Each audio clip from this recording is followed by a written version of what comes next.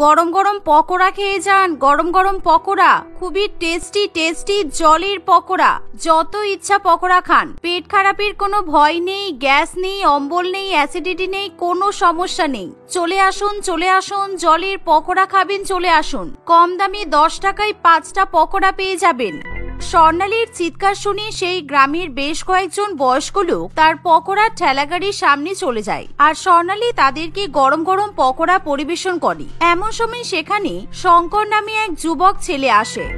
এই যে আপনি একটু আগে কি বললেন, জলের পকোড়া? ওই পকোড়া আবার কেমন ধরনের পকোড়া? জল দিয়ে কখনো পকোড়া হয় নাকি? আর তাছাড়া আপনার পকোড়াগুলো দেখে তো স্পষ্ট বোঝা যাচ্ছে যে আপনি পকোড়াগুলো জল দিয়ে নয় তেল দিয়ে ভেজেছেন। আপনি শুধু শুধু মানুষজনকে ভুলভাল কথা বলে ঠকাচ্ছেন কেন? আপনাকে দেখে মনে হচ্ছে আপনি এলাকাতে নতুন, তা না হলে আপনি আমাকে এরকম ভাবে প্রশ্ন করতেন না। আসলে পকোড়া সাধারণত ছাকা তেলে ভাজা হয়, কিন্তু আমি কখনোই ছাকা তেলে পকোড়া ভাজি না। আমি প্রথমে পকোড়াগুলো গরম জলে ভাপিয়ে সিদ্ধ করে নিই, তারপর খুব সামান্য তেল দিয়ে পকোড়াগুলো ভেজে নিই, যাতে পকোড়াতে একটা সুন্দর কালার আসে। আর যেহেতু আমার পকোড়াতে একেবারে নামমাত্র তেল ব্যবহার করা হয়, তাই আমি আমার পকোড়ার নাম দিয়েছি জলের পকোড়া। স্বর্ণালীর কথা শুনে শঙ্কর ভীষণ পরিমাণে অবাক হয় আর 1 প্লেট পকোড়া অর্ডার করে। তাই তখনই স্বর্ণালী শঙ্করকে পকোড়া পরিবেশন করে, আর শঙ্করকে দেখে বোঝা যায় সেই জলের পকোড়া খেয়ে তার ভীষণ ভালো লেগেছে। কি হলো, কিছু বলছেন না যে? জলের পকোড়া খেতে খুব ভালো লেগেছে বুঝি? আমার জলের পকোড়ার টেস্ট ছাকা তেলে ভাজা পকোড়ার থেকে 10 গুণ বেশি ভালো। এই পকোড়া থাইরয়েড রোগী, বাতের রোগী, কোলেস্টেরল রোগী, সুগার পেশেন্ট, যে কোনো ধরনের রোগী খেতে পারি। আমি সবার স্বাস্থ্যের কথা ভেবেই এই পকোড়া বিক্রি করা শুরু করেছি। স্বর্ণালীর এরকম জলের পকোড়া বিক্রি করার ধরন দেখে শঙ্কর হাসতে শুরু করে, আর এভাবেই প্রথম দিন শঙ্কর স্বর্ণালীকে মনে মনে খুবই পছন্দ করে ফেলে। আসলে শঙ্কর একজন ইঞ্জিনিয়ার ছিল। সে শহরে তার বাবা এবং মায়ের সঙ্গে বাস করত, কিন্তু বেশ কিছু কাজের সূত্রে তাকে শহর থেকে মালতীপুর গ্রামে যেতে হয়। আর সেখানেই স্বর্ণালীকে প্রথমবার দেখা মাত্রই শঙ্কর তাকে বিয়ে করবে বলে ঠিক করে। আর কিছুদিনের মধ্যেই শঙ্কর স্বর্ণালীকে তার মনের কথা জানায়। আর এত ভালো বিয়ের প্রস্তাব পেয়ে স্বর্ণালী ও শঙ্করকে বিয়ে করার জন্য রাজি হয়ে যায়। তাই কিছুদিনের মধ্যেই শঙ্কর স্বর্ণালীকে বিয়ে করে বাড়িতে নিয়ে যায়। বাহ, মেয়েটাকে তো বেশ ভালোই দেখতে। আমি অন্যান্য মায়েদের মতো নই যে আমার ছেলের পছন্দকে আমি অস্বীকার করব। তোর পছন্দই আমার পছন্দ, তোরা সারা জীবন সুখে থাকবি, আমি এই কামনা করি। আচ্ছা বৌমা, শুনেছি তুমি নাকি গ্রামে পকোড়া বিক্রি করতে। না না, এটা নিয়ে আমার কোনো আপত্তি নেই। আসলে আমি পকোড়া খেতে খুব ভালোবাসি, তাই তুমি আমার জন্য এখনই পকোড়া বানিয়ে নিয়ে এসো। এই শুনে স্বর্ণালী খুবই খুশি হয়, তাই সে তখনই রান্নাঘরে পকোড়া বানাতে চলে যায়। আর সে তার পুরানো অভ্যাসবশত জলের পকোড়া বানাবে বলে ঠিক করে। এমন সময় সে তাড়াতাড়ি করে পকোড়ার ব্যাটার তৈরি করে নেয়। আর সে আজকে তার শাশুড়ি মায়ের জন্য চিকেন পকোড়া এবং ফুলকপির পকোড়া বানাবে বলে ঠিক করে। তাই সে একটা বড় হাঁড়ির মধ্যে জল গরম করতে দিয়ে দেয়, আর সেই গরম জলের হাঁড়ির উপর একটা বড় স্টিলের ছাঁকনি রাখে। আর সেই ছাঁকনির উপর সে পকোড়াগুলো পরপর রেখে দেয়, যার ফলে পকোড়াগুলো জলের বাষ্পে সিদ্ধ হতে শুরু করে। কিন্তু এমন সময় হঠাৎ করে সেখানে স্বর্ণালীর শাশুড়ি মা রমা দেবী এসে বলে, আরে বৌমা, আসলে রান্নাঘরে তেল শেষ হয়ে গেছে। আমার একদমই মনে ছিল না, তাই আমি তাড়াতাড়ি করে সামনের মুদিখানার দোকান থেকে 5 লিটার তেল কিনে নিয়ে এলাম। যেহেতু তুমি পকোড়া বানাতে পারো, তাই এবার থেকে আমি প্রত্যেক দিন 2-3 বেলা করে পকোড়া খাবো। এই নাও, বেশি করে তেল কিনে নিয়ে চলে এসেছি আমি। আরে না না মা, আমার তো এত তেলের প্রয়োজন নেই। এই তো তেলের বোতলে 50 গ্রাম মতো তেল আছে। আমার পকোড়া ভাজতে এর চেয়েও কম তেলের প্রয়োজন পড়বে, কারণ আমি তো তেল ছাড়া জলের পকোড়া বানাই। স্বর্ণালীর মুখে এমন কথা শুনে রমা দেবী একেবারে আকাশ থেকে পড়ে। কি বলছো কি তুমি এসব? তেল ছাড়া জলের পকোড়া? তুমি কি তেলের বদলে জলে পকোড়া ভাজবে বলে ঠিক করেছো? কই দেখি তুমি কিভাবে পকোড়া বানাচ্ছো, দেখাও আমাকে। কি আছে এত বড় হাঁড়ির মধ্যে? এই বলে রমা দেবী যখন সেই হাঁড়ির ঢাকনা খুলে দেখে, তখন সেই স্বর্ণালীর পকোড়া বানানোর ধরন দেখে প্রচন্ড পরিমাণে অবাক হয়। কি সর্বনাশ, আমি তোমাকে পকোড়া ভাজতে বলেছি, কিন্তু আমার মনে হচ্ছে তুমি পকোড়া বানাতেই জানো না। তুমি তো এখানে জলের ভাপা পকোড়া বানাচ্ছ মনে হচ্ছে। এই পকোড়া মুখে তোলাই যাবে না। তুমি কি করছো বলো তো? এই নাকি তুমি পকোড়া বিক্রি করতে? হ্যাঁ মা, আমি যখন গ্রামে পকোড়া বিক্রি করতাম তখন আমি এরকম জলের পকোড়াই বিক্রি করতাম, আর আমাদের গ্রামের সবাই আমার হাতে জলের পকোড়া খেতে খুব পছন্দ করত। আর আপনি দয়া করে এরকম ছাকা তেলে ভাজা পকোড়া খাবেন না, আপনি আমার হাতের বানানো জলের পকোড়া খান। আপনার তো বয়স হয়েছে, দেখবেন এই বয়সে আপনার পেট খারাপ করবে না, আপনি যত ইচ্ছা জলের পকোড়া খেতে পারবেন, আপনার থাইরয়েড কোলেস্টেরল কোনো রোগ হবে না। স্বর্ণালীর মুখে এমন কথা শুনে রমা দেবী প্রচন্ড পরিমাণে রেগে যায়। আমার মনে হচ্ছে তোমার মাথায় কোনো সমস্যা আছে। তোমার সাহস কি করে হলো তুমি আমাকে বুড়ি বলছো? মাত্র 50 বছর বয়সে আমি তেলের পকোড়া হজম করতে পারবো না? তুমি জানো আমি প্রত্যেকদিন দুবেলা করে তেলে ভাজা পকোড়া খাই, আর আমি পুরোপুরিভাবে এখনো সুস্থ, আমার শরীরে কোনো রোগ নেই। তুমি একজন গ্রামের সাধারণ মেয়ে হয়ে ডাক্তারি করবে এখানে? আমার কি খাওয়া উচিত আর কি খাওয়া অনুচিত তুমি সেটা আমাকে শেখাবে? মা, দয়া করে আপনি আমাকে ভুল ভাববেন না, আমি শুধুমাত্র আপনার ভালোর জন্যই জলের পকোড়া তৈরি করছি। আপনি একবার খেয়ে দেখুন, তারপর বলবেন। না, তোমার জলের পকোড়া আমি কখনো খাবো না। শুধুমাত্র ছেলের কথা ভেবে তোমাকে আমি বৌমা হিসেবে মেনে নিলাম, কিন্তু এখন মনে হচ্ছে আমি সত্যি বড় ভুল করে ফেলেছি। আমি ভেবেছিলাম তুমি পকোড়া বিক্রি করো মানে খুব ভালো পকোড়া তৈরি করতে পারবে, কিন্তু তুমি যে আমাকে এরকম জলের পকোড়া বানিয়ে খাওয়াবে তা আমি আশা করিনি। এই বলে রমা দেবী সেখান থেকে চলে যায়। কিন্তু স্বর্ণালী তার শাশুড়ি মায়ের জন্য সুন্দর করে জলের পকোড়া বানিয়ে কিছুক্ষণের মধ্যেই তার শাশুড়ি মাকে পরিবেশন করে, যার ফলে রমা দেবী রাগের বশে সেই পকোড়ার প্লেট ছুঁড়ে ফেলে দেয়, আর যা দেখে স্বর্ণালী এবং শঙ্কর দুজনেরই খুবই খারাপ লাগে। মা, এইভাবে কিন্তু খাবারের অপমান করা একদম ঠিক নয়। তুমি অন্তত একটা পকোড়া খেয়ে দেখতে পারতে। স্বর্ণালীর বানানো জলের পকোড়া খেতে ভীষণ টেস্টি হয়। তুমি খেলে বুঝতেই পারবে না যে পকোড়াগুলো জল দিয়ে বানানো হয়েছে নাকি তেলে ভাজা হয়েছে। আমারও তো প্রথমে মনে হয়েছিল জলের পকোড়া খেতে ভালো হবে না, কিন্তু চুপ কর, এখন তোর নতুন বিয়ে হয়েছে তাই তুই তোর বউয়ের নামে অনেক গুণগান করবি। আমি তোর কোনো কথা শুনতে চাই না। তুই খুব ভালো করেই জানিস আমি পকোড়া খেতে কত ভালোবাসি। এই পৃথিবীর মধ্যে আমার সবচেয়ে প্রিয় খাবার হলো পকোড়া, আর সেই পকোড়ার অপমান আমি মেনে নিতে পারবো না। আমি নিজের জন্য পকোড়া নিজে ভেজে খাবো। এই বলে রমা দেবী রান্নাঘরে চলে যায় আর নিজের জন্য ছাকা তেলে পকোড়া ভাজতে শুরু করে। এভাবে সে অনেক অনেক পকোড়া বানিয়ে সারাদিন পকোড়া খেতে থাকে। এভাবেই দেখতে দেখতে কিছুদিন কাটে, কিন্তু এখনো পর্যন্ত রমা দেবী কিছুতেই স্বর্ণালীর বানানো জলের পকোড়া খেয়ে দেখতে চায় না। একদিন, মা, আপনি প্রত্যেকদিন লিটার লিটার ছাকা তেলে পকোড়া ভাজা খাচ্ছেন, আপনার স্বাস্থ্যের কিন্তু এতে ক্ষতি হতে পারে। আপনি দয়া করে এরকম করবেন না। আরে, তোমাকে আমি বলেছি না তুমি আমার পকোড়া খাওয়াতে কোনো রকম কোনো বাধা দেবে না। তুমি যতই চেষ্টা করো না কেন আমি কিছুতেই তোমার হাতে জলের পকোড়া খাবো না। ঠিক আছে মা, আপনি জলের পকোড়া খাবেন না তা নিয়ে আমার কোনো সমস্যা নেই। আমি আপনাকে জলের পকোড়া খাওয়ার জন্য জোর করছি না, কিন্তু আপনি অন্তত এই ছাকা তেলে ভাজা পকোড়া খাওয়ার পরিমাণ কমিয়ে দিন, তা না হলে কিন্তু আপনি অসুস্থ হয়ে পড়বেন। আপনি তো এখন ভাত রুটি খাওয়াও বন্ধ করে দিয়েছেন। আমি যেই থেকে এসেছি সারা দিন আপনাকে শুধু পকোড়া খেতেই দেখছি। চুপ করো, তোমার মতো মেয়েকে আমার ছেলে বিয়ে করে বড্ড ভুল করে ফেলেছে। তুমি আমার বাড়ির বৌমা হওয়ারই যোগ্য নও। তোমার জায়গায় যদি আমার ছেলে অন্য কোনো মেয়েকে বিয়ে করে নিয়ে আসতো তাহলে সেই মেয়ে আমাকে নিজে হাতে পকোড়া ভেজে খাওয়াতো, আমাকে কষ্ট করে রান্নাঘরে গিয়ে নিজের জন্য পকোড়া ভাজতে হতো না। এভাবেই রমা দেবী সবসময় স্বর্ণালীকে অপমান করতে থাকে। আর দেখতে দেখতে আরো কিছুদিন কাটে। একদিন স্বর্ণালী তার শাশুড়ি মায়ের সঙ্গে শপিং করার জন্য বাইরে যায়, আর তখনই তারা শপিং মলের বাইরে একটা বড় ব্যানার দেখতে পায়। আর সেই ব্যানারে শীতকালীন সবজি স্পেশাল পকোড়া তৈরির কম্পিটিশনের ব্যাপারে লেখা থাকে। আর যা দেখে স্বর্ণালী এবং তার শাশুড়ি মা দুজনেই প্রচন্ড পরিমাণে খুশি হয়। এই দেখুন মা, বউ শাশুড়ি জুটির পকোড়া ভাজার কম্পিটিশন। আমরা দুজনে যদি এই কম্পিটিশনে পার্টিসিপেট করি আর আমরা যদি এই কম্পিটিশন জিততে পারি তাহলে আমরা 2 লক্ষ টাকা পুরস্কার পাবো। মা, আপনি যদি বলেন তাহলে কিন্তু আমরা এই কম্পিটিশনে পার্টিসিপেট করতে পারবো। তোমার সঙ্গে এই কম্পিটিশনে পার্টিসিপেট করার আমার কোনো ইচ্ছা নেই, কারণ তোমার জন্য আমার মান সম্মান শেষ হয়ে যাবে। তুমি কম্পিটিশনে পার্টিসিপেট করলে জলের পকোড়া তৈরি করবে এটা আমি খুব ভালো করেই জানি, তাই আমি কিছুতেই এই কম্পিটিশনে পার্টিসিপেট করব না। আমি বরং অন্য কাউকে জোগাড় করছি আমার বৌমা হয়ে যে এই কম্পিটিশনে আমার সঙ্গে পার্টিসিপেট করবে। মা, আপনি দয়া করে এরকম করবেন না। আপনি যেরকম ভাবে বলবেন আমি সেরকম ভাবেই পকোড়া বানাবো, কিন্তু দয়া করে আপনি আমার সঙ্গে এই কম্পিটিশনে পার্টিসিপেট করুন। এভাবে স্বর্ণালী জোর করতে থাকলে রমা দেবী সেই কম্পিটিশনে অংশগ্রহণ করতে রাজি হয়ে যায়। তাই তখনই স্বর্ণালী এবং তার শাশুড়ি মা সেই শীতকালীন সবজি স্পেশাল পকোড়া তৈরির কম্পিটিশনে নিজেদের নাম নথিভুক্ত করে। আর সেদিন থেকে স্বর্ণালী এবং তার শাশুড়ি মা দুজনেই কম্পিটিশনে অংশগ্রহণ করার জন্য দিন গুনতে থাকে। আর দেখতে দেখতে সেই দিনটা চলেই আসে।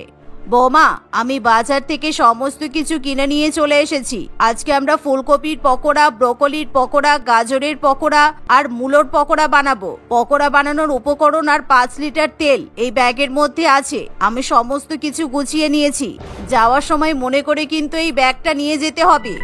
এই বলে রমা দেবী পকোড়া তৈরি করা সমস্ত উপকরণের ব্যাগ স্বর্ণালীর হাতে ধরিয়ে দেয়। কিন্তু স্বর্ণালী কম্পিটিশনে যাওয়ার আগে সেই বড় ব্যাগের মধ্যে থেকে 5 লিটারের তেলের বোতল বাইরে রেখে একটা ছোট্ট তেলের কৌটো ব্যাগের মধ্যে ভরে নেয়। কিন্তু সেই ব্যাপারে তার শাশুড়ি মা কিছু জানতেও পারে না। আর কিছুক্ষণের মধ্যেই স্বর্ণালী এবং তার শাশুড়ি মা নির্দিষ্ট স্থানে গিয়ে পৌঁছায়। কিন্তু সেখানে গিয়ে যখন তারা পকোড়া তৈরি করতে যাবে তখন রমা দেবী দেখে যে ব্যাগের মধ্যে তেলের বোতল নেই। আর যা দেখে সে প্রচন্ড পরিমাণে রেগে যায়। বেয়াদব মেয়ে, আমি ব্যাগের মধ্যে একটা বড় 5 লিটারের তেলের বোতল রেখেছিলাম। তুমি ইচ্ছাকৃতভাবে তেলের বোতলটা বাড়িতে রেখে এসেছো, তাই তো? তুমি কিন্তু এটা একদমই ঠিক করোনি। হ্যাঁ মা, আপনি ঠিকই ধরেছেন। আমি ইচ্ছা করে তেলের বোতল বাড়িতে রেখে এসেছি, কারণ আমি এই কম্পিটিশনে জলের পকোড়া বানিয়ে সবাইকে খেতে চাই। আপনি দেখবেন এই কম্পিটিশনটা শুধুমাত্র আমরাই জিতবো। তোমার বানানো জলের পকোড়া কেউ মুখে পর্যন্ত তুলতে পারবে না। আর সেখানে কম্পিটিশনে জেতা অনেক দূরের কথা। আমি তোমাকে পকোড়া বানাতে কোনো হেল্প করতে পারবো না। তুমি নিজে একা একা যা পারো সেটাই করো। আর এখন তো কম্পিটিশন শুরু হয়ে গেছে, আমি বাইরে বেরিয়ে তেলও কিনে নিয়ে আসতে পারবো না। এভাবেই রমা দেবী প্রচন্ড রেগে যায়। কিন্তু স্বর্ণালী কোনো কিছুতে পাত্তা না দিয়েই নিজের মতো জলের পকোড়া বানানো শুরু করে দেয়। আর দেখতে দেখতে সবার আগে স্বর্ণালী জলের পকোড়া রেডি করে ফেলে। আর কম্পিটিশন শেষ হওয়ার পর সেখানে উপস্থিত জাজেসরা সবার পকোড়া টেস্ট করতে শুরু করে। আজকে আমাদের শীতকালীন সবজি স্পেশাল পকোড়া কম্পিটিশনের উইনার হলো মিসেস রমা দেবী এবং ওনার বৌমা স্বর্ণালী। এখানে যতজন প্রতিযোগী উপস্থিত আছে সবার পকোড়া টেস্টি হলেও সবাই তো তেল দিয়ে পকোড়া ভেজেছে, কিন্তু একমাত্র মিসেস রমা দেবী এবং ওনার বৌমা জলের পকোড়া তৈরি করেছে। সবগুলো পকোড়ার স্বাদ একেবারে অনবদ্য, স্বাদে গুণে একেবারে অতুলনীয়। এইভাবে তেল ছাড়া যে জলেও এতটা টেস্টি পকোড়া তৈরি করা যায়, সেটা এনারা যদি আমাদের কম্পিটিশনে অংশগ্রহণ না করতেন তাহলে আমরা জানতেই পারতাম না। আপনাদের দুজনকে অনেক অনেক অভিনন্দন। এই কথা শুনে রমা দেবী প্রচন্ড পরিমাণে খুশি হয়। তাই সে আজকে প্রথমবারের মতো স্বর্ণালীর হাতে তৈরি করা জলের পকোড়া টেস্ট করে দেখে। আর সেই পকোড়া খেয়ে তারও খুব ভালো লাগে। আর কিছুক্ষণের মধ্যেই স্বর্ণালী এবং তার শাশুড়ি মাকে 2 লক্ষ টাকা দিয়ে পুরস্কৃত করা হয়। তাই তারা খুশি মনে বাড়িতে ফিরে আসে। আর সেদিনের পর থেকে রমা দেবী তার বৌমার হাতে জলের পকোড়া ছাড়া অন্য কোনো পকোড়া খেতে চায় না। সুমি এবং লিলি 2 বোন তাদের মা চন্দনা দেবী এবং এক ভাই বিশুর সঙ্গে বাস করে। তাদের যেহেতু টাকা পয়সার কোনো অভাব নেই, তাই তারা 2 বোন ভীষণ পরিমাণে কাজচোর ছিল। আর তারা আরামপ্রিয় প্রকৃতির ছিল। তারা ঘরের কোনো কাজ করতে চায় না। আর সবসময় তারা তাদের দাদার কাছ থেকে দামি দামি জিনিস পেয়ে অভ্যস্ত ছিল। কারণ বিশু তার 2 বোনকে খুবই ভালোবাসে। আর তাদের কাছে জামা, জুতা, জিনিসপত্র, আসবাবপত্র কোনো কিছুরই অভাব নেই। কারণ 2 বোন যখন যা চায় তাদের মা এবং দাদা তাই কিনে দেয়। এভাবেই দেখতে দেখতে কিছুদিন কাটে। একদিন, বিশু, অনেক দিন তো হলো, এবার দেখতে দেখতে আমারও বয়স হচ্ছে।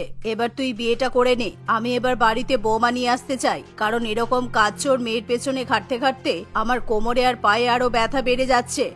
বিশু তার মায়ের কথা শুনে ভীষণ পরিমাণে লজ্জা পেয়ে যায়। আর সে বিয়ে করার জন্য নিজের ধনাত্মক অভিপ্রায় প্রকাশ করে। কিন্তু দাদার বিয়ে হবে শুনে 2 বোন একেবারে জ্বলে পুড়ে মরে। কারণ এতদিন ধরে 2 বোন তার দাদা এবং মায়ের ভালোবাসার ভাগিদার ছিল।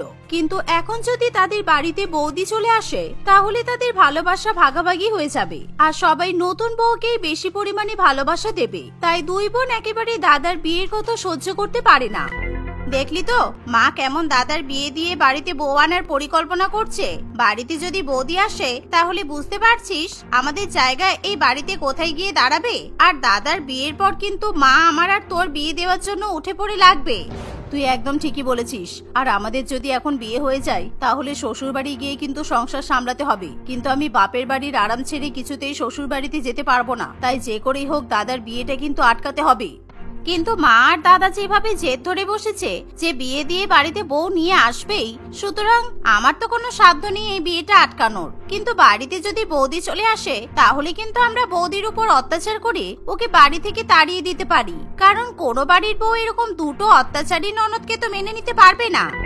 এই বলে দুই বোন জোরে জোরে হেসে ওঠে। আর কিছুদিনের মধ্যেই চন্দনা দেবী বিশুর সঙ্গে সাথীর বিয়ে দেয়। সাথী এক মধ্যবিত্ত পরিবারের মেয়ে ছিল আর তার বাবা সরকারি অফিসে চাকরি করে। বিশু যেহেতু ধনী পরিবারের ছেলে, তাই সাথীর সঙ্গে বিশুর বিয়ে দিতে সাথীর বাবা মা রাজি হয়। আর সাথী যেহেতু দেখতে খুবই সুন্দরী আর তার গায়ের রং একেবারে ফর্সা চাঁদের মতো, তাই তার দুই ননদ এরকম হবু বৌদিকে দেখে একেবারে তেলে বেগুনে জ্বলে ওঠে। কিছুদিনের মধ্যেই সাথী এবং বিশুর ধুমধাম করে বিয়ে হয়। আর বিয়ের পর সাথী শ্বশুর বাড়িতে তার দামি দামি শাড়ি এবং গহনা আলমারিতে খুলে রেখে দেয়। সেই সময় তার দুই ননদ সেখানে এসে বলে, বৌদি, তুমি বাপের বাড়ি থেকে কি সুন্দর সুন্দর শাড়ি আর দামি দামি গহনা নিয়ে এসেছো, কিন্তু তুমি গহনাগুলো এরকম আলমারিতে রেখো না, কারণ এত সুন্দর গহনা আলমারিতে মোটেই মানায় না। এগুলো একমাত্র গায়ে পরলেই ভালো লাগে। তোমার সোনার গহনাগুলো কি সুন্দর উজ্জ্বল রং।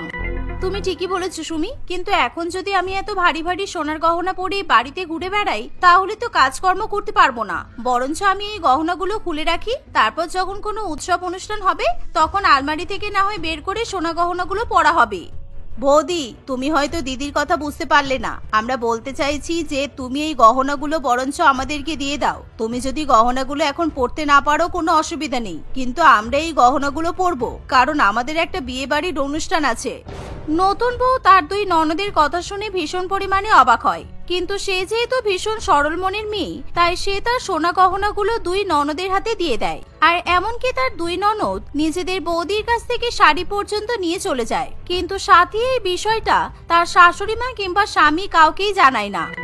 দেখলি তো, সোনা গহনাগুলো চাইতেই বৌদির মুখটা একেবারে বাংলার পাঁচের মতো হয়ে গেছে। যাই হোক, ভালোই গহনাগুলো আর শাড়িগুলো হাতিয়ে নিলাম, সবে তো শুরু, এরপর দেখ ধীরে ধীরে কি হয়।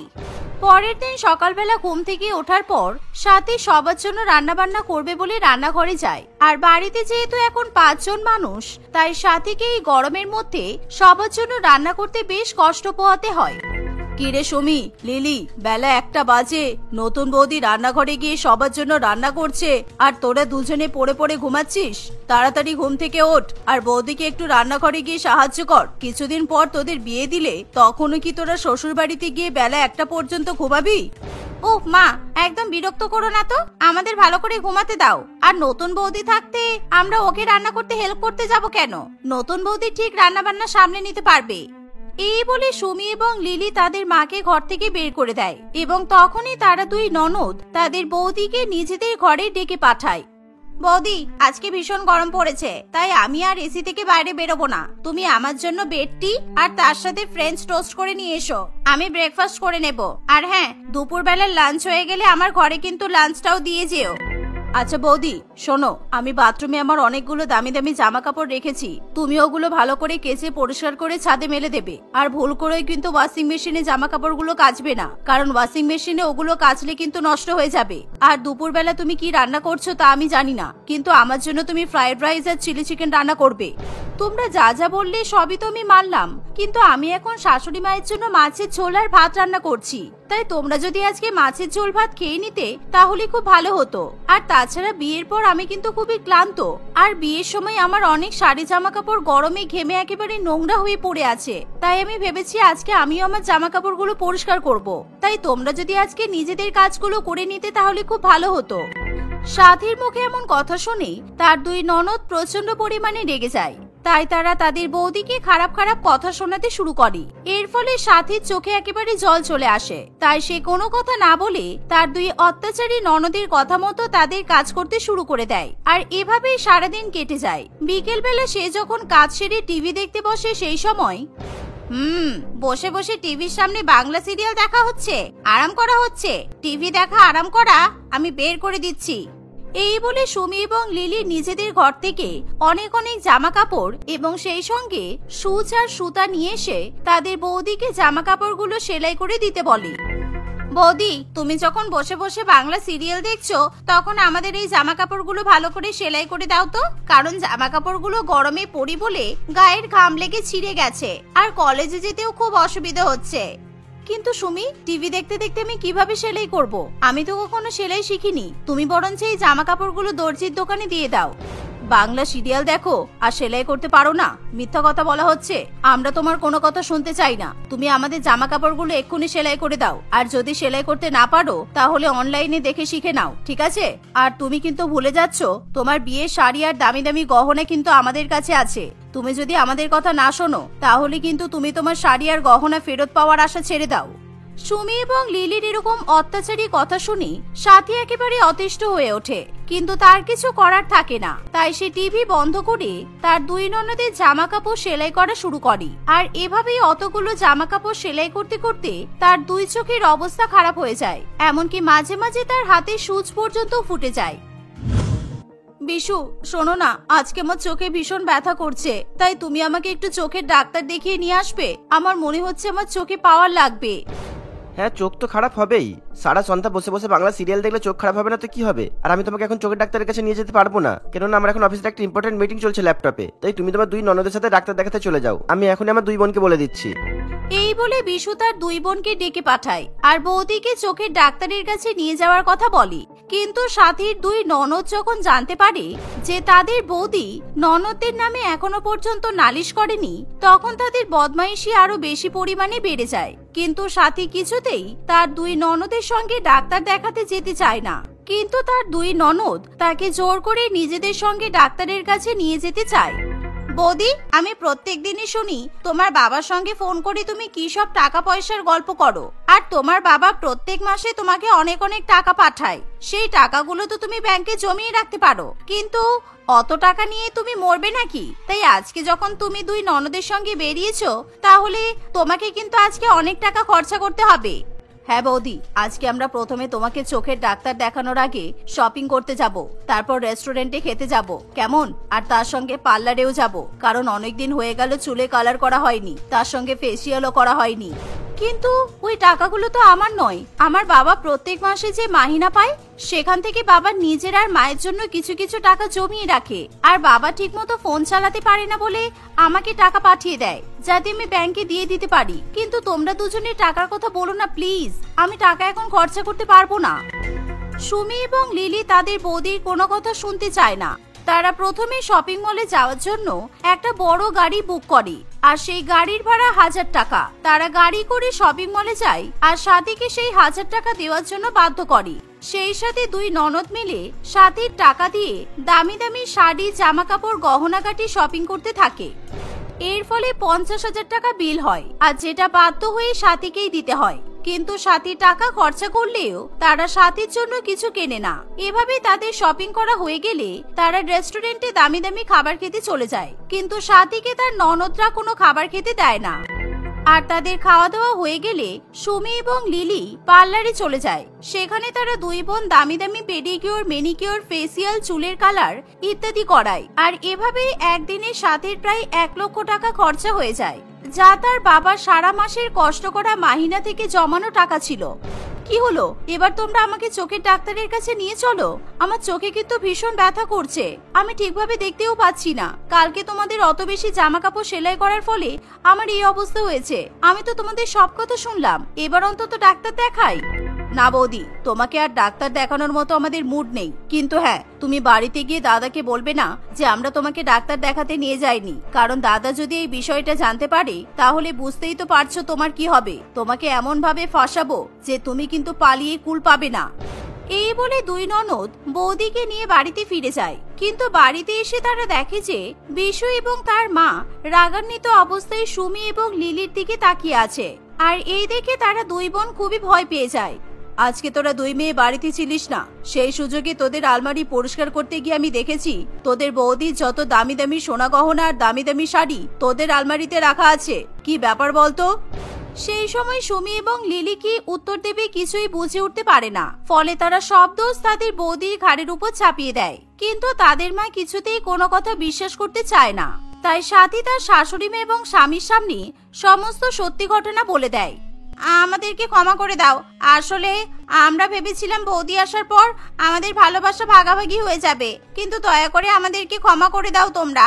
আমরা চাই না যে নতুন বৌদি বাড়িতে এসে আমাদের জায়গায় এই বাড়ি থেকে কেড়ে নেওয়া হোক। মিথ্যা কথা বলার একটা সীমা থাকে সুমি, আর বাড়িতে বউ আসার পর যে মেয়েদের ভালোবাসা কমে যাবে সেটা কে বলেছে? কিন্তু তোরা অনেক নিচু মানসিকতার পরিচয় দিয়েছিস। তোরা প্রথম থেকেই কাজ চড়ছিলিস, আর আমি ভালো করে জানি আমার নতুন বউ বিয়ে হয়ে আসার পর তোদের চাপে একেবারে শুকিয়ে রোগা হয়ে যাচ্ছে। তোরা কি ভেবেছিস আমি কিছুই বুঝতে পারি না? আমি সবকিছুই বুঝতে পারি। আর সব গহনা, শাড়ি, জামা কাপড় আমি নতুন বউকে ফিরিয়ে দিলাম। এরপর তোরা যদি আমার ছেলের বউয়ের উপর কোনো অত্যাচার করেছিস তাহলে কিন্তু ভালো হবে না। আর এমনিতেই আমি তোদের দুজনের জন্য সম্বন্ধ দেখেছি, 1 মাসের মধ্যে আমি তোদের দুজনের বিয়ে দেব। মায়ের এমন কথা শুনে দুই বোন মাথা নত করে দাঁড়িয়ে থাকে। সেদিনের পর থেকে দুই বোন কখনোই তাদের বৌদির সঙ্গে খারাপ ব্যবহার করে না। আর কয়েকদিনের মধ্যেই চন্দনা দেবী এবং বিশু ভালো ছেলে দেখে সুমি এবং লিলির বিয়ে দিয়ে দেয়। ফলে তারা শ্বশুর বাড়িতে গিয়ে সংসার করতে শুরু করে।